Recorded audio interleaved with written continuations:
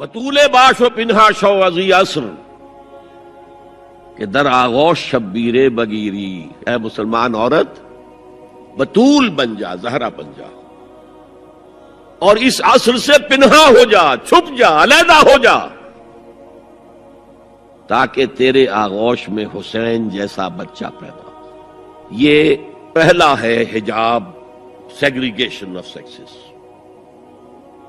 میں نے ضیاء الحق صاحب سے کہا تھا، کیونکہ ان کی شورا میں شمولیت کی میں نے جو ہے دعوت قبول کر لی تھی، مشورہ دینا ہے۔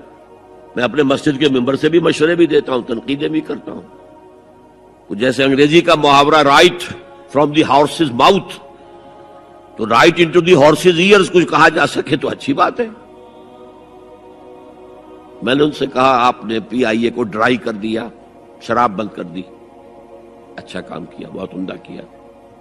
دنیا تو یہی کہے گی نا کہ دقیانوسی ہیں، چلیے برداشت کریں، لیکن یہ ایئر ہوسٹسز جو جاتی ہیں کرو کے ساتھ اور دو دو ہفتے باہر رہتی ہیں، یہ کون سے اسلام کی روح سے جائز ہے؟ عورت محرم کے بغیر حج کو نہیں جا سکتی، محرم کے بغیر عمرے کے لیے نہیں جا سکتی، اور یہ قانون تھا پاکستان۔ میں نے کہا آپ عورت کو نہیں جانے دیتے حج کے لیے، حالانکہ وہ ادھیڑ عمر کی ہوتی ہیں، عموماً بوڑھی ہوتی ہیں۔ ہمارے یہاں جوانی میں کون کرتا ہے حج؟ بہت شاذ۔ یہ تو آپ کو نظر آئے گا جاوا، سماٹرا، انڈونیشیا، ملائیشیا، وہاں سے جوان جوڑے نکاح کے بعد پہلا کام حج۔ کہ ہمارے ہاں تو بڈھے ٹھیرے گئے ہوئے ہوتے، اور پہلے زمانے میں تو ان کو رخصت کر دیتے تھے کہ بس رخصت ہی ہو جائیں گے، یہ اب واپس نہیں آئیں گے۔ اب تو میں نے کہا یہ کون سا اسلام ہے؟ خاموش، چپ۔ میں نے کہا یہ ناشتے کی ٹرے اور کھانے کی ٹرے مرد نہیں رکھ سکتے سامنے۔ میرے خلاف باقاعدہ خواتین نے جلوس نکالے پاکستان میں جب میں نے پردے کی بات کی۔ گورنر سندھ کی بیوی جو ہے اس نے لیڈ کیا جلوس کو۔ میں طالبہ کیا کہ ان کی ٹیلی ویژن کے اوپر جو ہے ان کا سامنے آنا بند کیا جائے۔ میں نے کہا ٹھیک ہے۔ بدا الاسلام غریبا ویسعود کما بدا فطوبی للغرباء۔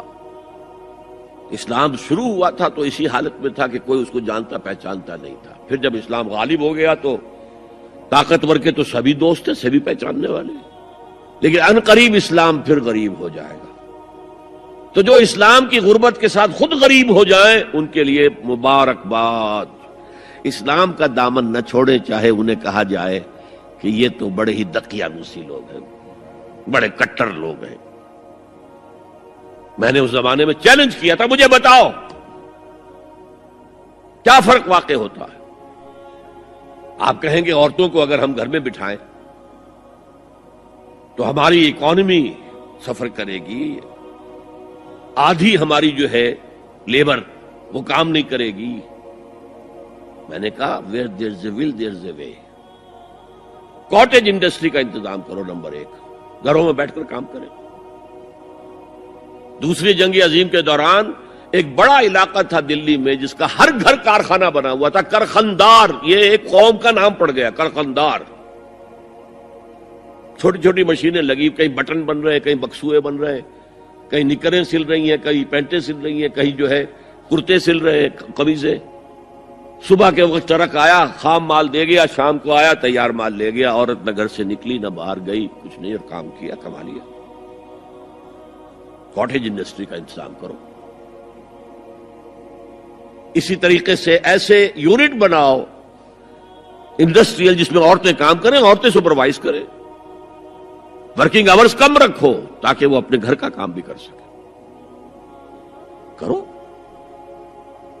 عورتوں کے ہسپتال میں عورتیں مرد، عورتیں مریض، عورتیں ڈاکٹر، عورتیں مریض، عورتیں نرسز۔ مردوں کے ہسپتال میں فیمیل نرسز کا کیا کام ہے؟ کیا میل نرسز نہیں ہوتے؟ اور کیا آرمی کے اندر جو فارورڈ یونٹس ہوتے ہیں کہ جو جاتے ہیں محاذ کے اوپر، ان میں کوئی عورت نرس جاتی ہے؟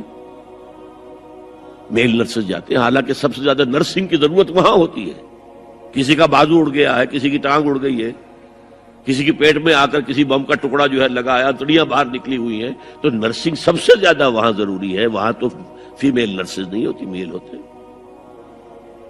सेग्रीगेशन सेग्रीगेशन सेग्रीगेशन, ये आग और पानी का मिलाप दुरुस्त नहीं है। तो बड़ा सबसे बड़ा पर्दा लौंडियों के मसले की वजाहत। सवाल नंबर 1 अकबर अली साहब है, ये अकबर अली बेग।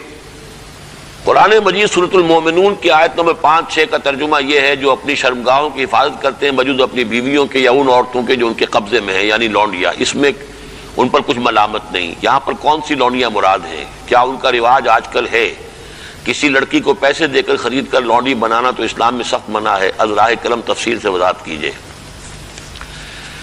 देखिए, इस्लाम में सिर्फ एक नौइयत का गुलाम या लौंडी जायज है, और वो है अगर जिहाद फी सबीलिल्लाह हो और उसमें POWs की हैसियत से, जो कि कॉम्बेटेंट हो, कॉम्बेटेंट जो कि वाक़तन जंग में हिस्सा लेने वाले हैं, मर्द और औरतें, तो जिनको आजकल POW बना लिया जाता है कि वो जो है प्रिजनर्स ऑफ वॉर, उनको इस्लाम ने इजाजत दी है कि बजाय इसके कि मुस्तकिल उसमें कंसंट्रेशन कैंप्स में पड़े रहे, वो उसमें उनको इस्लामी माशरे के अंदर जज्ब करने के लिए उनको तकसीम कर दिया जाए लोगों के अंदर। ये है दर हकीकत उसकी गर्ज़ो कायद। और वो भी ऐसा हो सकता है कि कहीं मुबादले के अंदर अगर शक्ल बेहतर बन सकती हो तो उसको भी इजाजत है। कहीं अगर ज़र फिदिया लेकर छोड़ देने में कोई कबाहत ना हो तब भी इसकी इजाजत है। ये सूरह मोहम्मद सल्लल्लाहु अलैहि वसल्लम की आयत जो है उसके तहत हम पढ़ चुके हैं। लेकिन फर्ज कीजिए कोई शक्ल मुमकिन नहीं है, तो फिर क्या करें? उन्हें कंसंट्रेशन कैंप्स के अंदर रखें? वो तो गोया कि एक मुस्तकिल लायबिलिटी भी आप पर हो गई, और नंबर 2 ये कि उनकी अपनी जिंदगी अब नॉर्मल हो गई।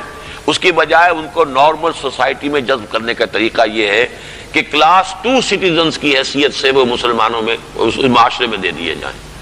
उस तरह की जो खवातीन होंगी उनके साथ ताल्लुक जो है जिनसी, वो जायज है। ये लौंडियां जो इस तरीके से लौंडी बनी हो, उसकी फरोख्त भी जायज थी। किसी आजाद मर्द या औरत को पकड़कर लौंडी या गुलाम बना लेना हराम मुतलक है।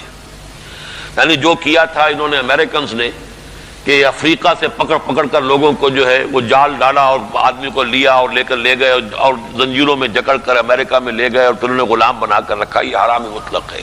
इस्लाम की तारीख इस नौ के किसी भी गलत हरकत से बिल्कुल पाक है, खाली है, सिर्फ जंग के अंदर। और उसका भी मैंने आपको बता दिया कि ये सारे अगर उसमें ऑप्शंस नहीं है तो फिर ये कि आप उन्हें गुलाम बना सकते हैं और उनकी फिर फरोख्त भी हो सकती है। ये है जो मेरे इल्म में है। बाकी किसी को खामखा आपने खरीद लिया और किसी को पकड़कर किसी आजाद किसी मर्द या औरत को और जबरदस्ती ले जाकर के भेजा, ये तो बिल्कुल हराम मुतलक है, बहुत बड़ा जुर्म है। ये ज़िमनी सवाल एक साहब ने कर दिया है कि निकाह उन लौंडियों से भी करना होगा। नहीं, निकाह लाजमी नहीं है लौंडियों के साथ। निकाह तो कर लिया तो फिर तो ज़ौजा हो गई, वो अलग कैटेगरी कहाँ रही। लेकिन तरगीब दी गई है कि अगर आप किसी लौंडी को, अपनी आपकी वो लौंडी थी, वो थी POW के तरीके से आई थी, कनीज थी, आपने उसे आज़ाद किया, उससे निकाह कर लिया, बहुत बड़ा नेकी का काम है। तो इमेंसिपेशन जो थी गुलामों की और कनीजों की आज़ादी के लिए रास्ता अल्लाह ताला ने ये पैदा किया कि बहुत से गुनाह ऐसे हैं कि जिनका कफारा ये रख दिया गया, गुलाम आज़ाद करो, गुलाम आज़ाद करो। और इसी तरीके से इसको बहुत बड़ा नेकी का काम करार दिया गया। फक्को रक़बतिन, गर्दनों का छुड़ा देना, आज़ाद कर देना, ये बहुत बड़ी नेकी है। तो इस हवाले से उसका मामला इसी